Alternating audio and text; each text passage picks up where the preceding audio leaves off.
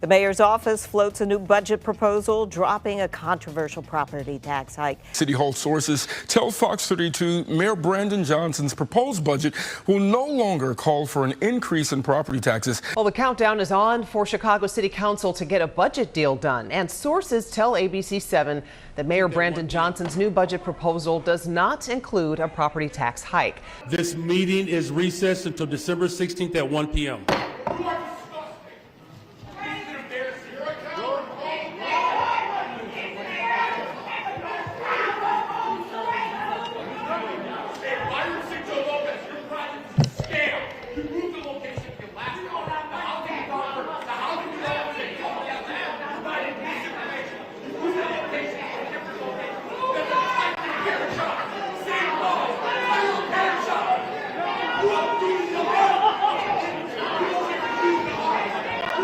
Here we are, everybody. It's 9 a.m. on Monday, December the 16th, and Mayor Brandon Johnson has had to capitulate and give up on his property tax increase.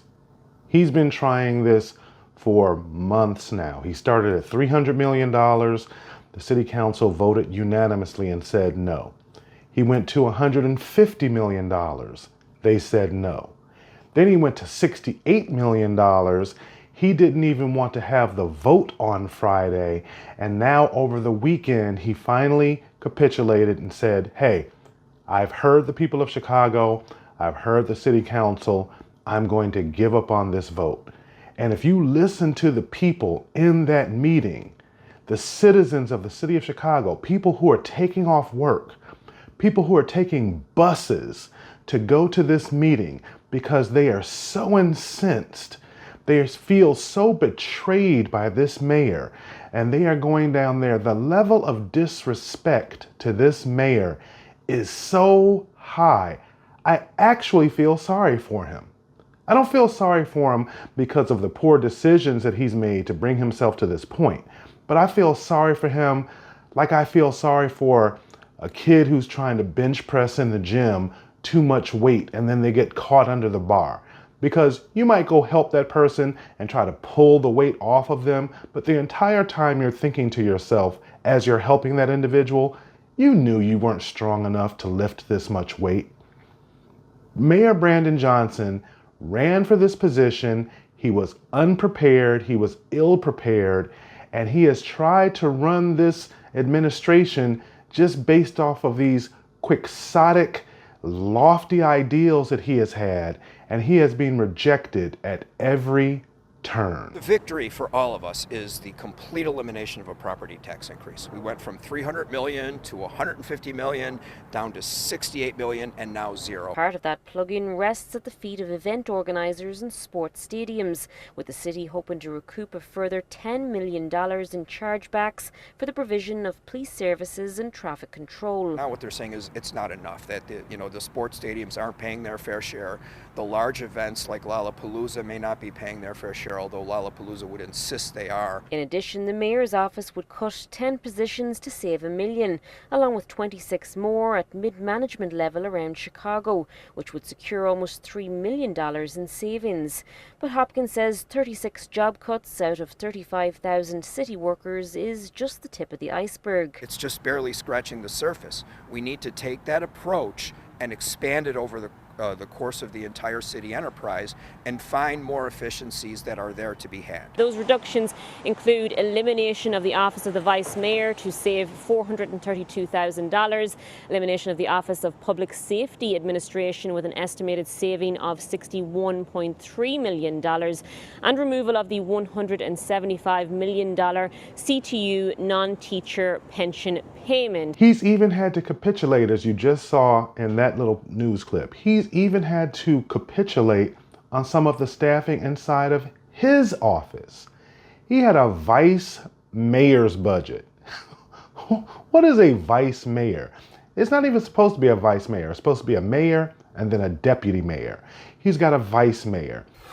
To prevent increasing property taxes, the latest draft of Mayor Johnson's 2025 budget includes a $40 million loan, $10 million in special events reimbursement, a $5 million savings on gas and electricity, and $1 million generated from staff cuts across several departments. Taking out a short-term loan of $40 million is just a one-time fix to get through this moment.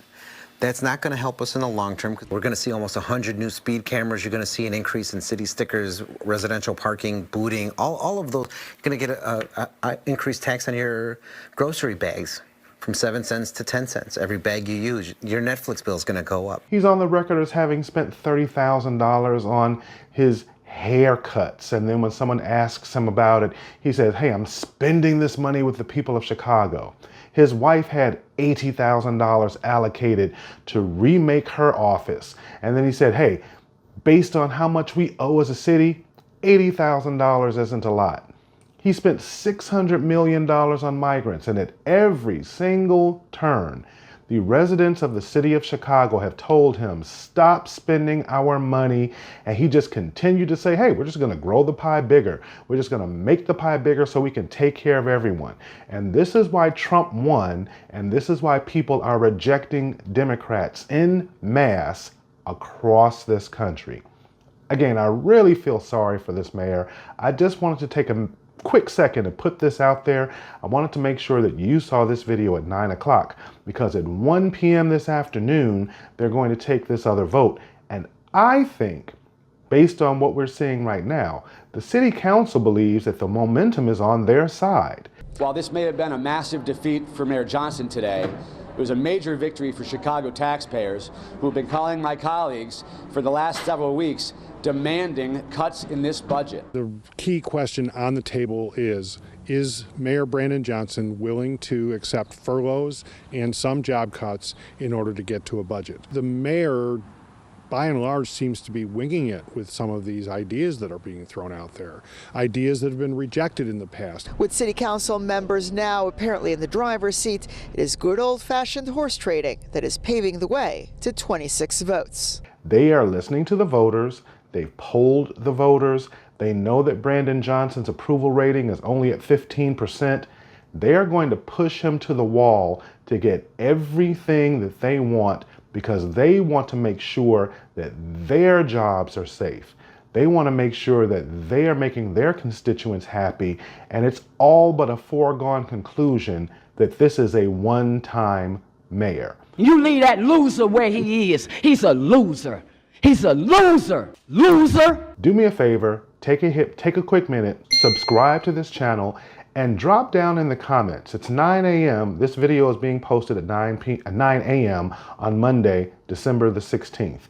Do you believe that this budget is going to pass today at 1 p.m. when they reconvene at City Council? Do you believe that he has at least 25 votes so he can cast the tie-breaking vote? If he has those 25 votes, the budget is going to pass. But guess what, Chicagoans? It's going to cost you a lot of money. Even if he doesn't get the property tax increase, he's increased so many fees and fines. You're going to wind up paying the same amount of money. You're just going to put the money into a different bucket. Do you think this budget is going to pass today? Subscribe to The David Seaton Show. And you can become a member of The David Seaton Show so that when these videos are posted, you can get early access to these videos. I'm going to be responding to every comment today. We're going to continue to follow this story throughout the end of the month because no matter what happens today, Chicagoans do not trust this mayor. And that's the bottom line. I said that on my terrestrial radio show on Friday. I think most people of goodwill would accept a slight increase in property taxes if they trusted this mayor and this administration to spend their money wisely.